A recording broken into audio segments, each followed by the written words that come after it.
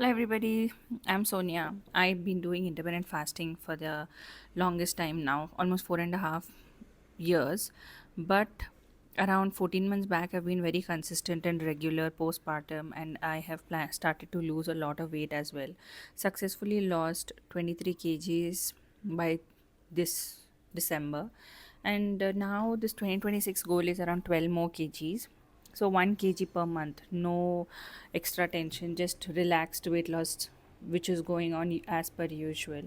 So I do a lot of shots as well where I talk about different food options that I choose while I am heavily fasting, and during my eating window what are the things I eat and how much portion control is okay with me. So recently this thing happened with me where unknowingly I ate a lot of calories, and this can be a kind of a lesson for y'all also to learn, because I think many of y'all who are watching this video are already planning to do some kind of weight loss journey. So it'll help you all to stay consistent, be accountable for what you're eating. So recently what happened, we had a family potluck. One of my relative got chicken curry, I made mutton curry, some other relative made many different dishes, and we all were enjoying. I liked this one particular chicken curry where every was it was very tasty, loved by everyone. So I immediately took the recipe, planned to make it the very next day so that I can enjoy it more. So I love the taste. I ate a lot of that chicken gravy and chicken, thinking it's protein, and things like that. And then what happened is, when I was making chicken gravy, I was waiting. I cooked the entire gravy, but there's a point where we all wait for that time when the oil gets separated from the masala, and you can see the oil floating on top, so that you know that the gravy is ready to eat. So I was kind of waiting. It was already 40 minutes to 45 minutes, and I was asking. Then I called up my relative and asked, when will this gravy be cooked? Like, it's already been 40 minutes, the oil is not getting separated. Then she said to me that we have to open the lid, put 2 teaspoons of oil every 5 minutes. And I was in a shock.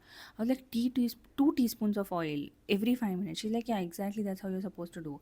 Open the lid, put 2 teaspoons, close, let the masala cook again for 5 minutes. If still the oil is not coming, 2 teaspoons. Then she said, while she was making for the entire potluck, she has literally added more than 300-400 ml of oil, and it was the biggest shock for me, that unknowingly that how much ever gravy I've eaten was actually very high calorific gravy that I never knew.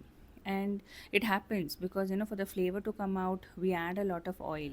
I usually make chicken curry in 2 to 3 teaspoons of rice bran oil, or else I love to choose ghee, because ghee is very good for the body as well. I like to make these in these two options only. I've tried Indian cooking olive oil, and that also works out really well to make any kind of gravies for me. So when this happened, when she had got it home, the entire box had around this much of extra oil on top. So that's when I got to know that unknowingly that I've eaten so much of oil, and which was very unhealthy for the body. Probably my calorie count for that particular day might have increased.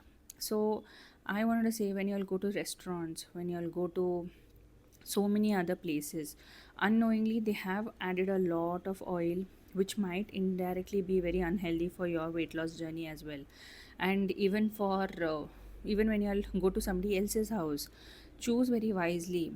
Even the samosas that they offer, even the chaat that they are making, so many things are there that might be deep fried. We don't know how many times the oil also might be used.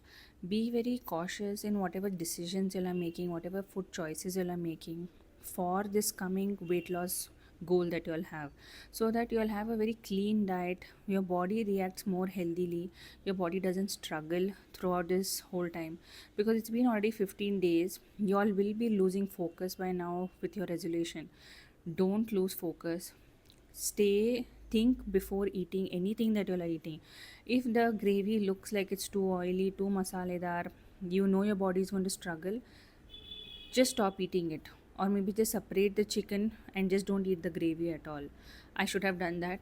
But these are small changes that will help you and your body to heal, to recover in a better way. Follow along for more ideas.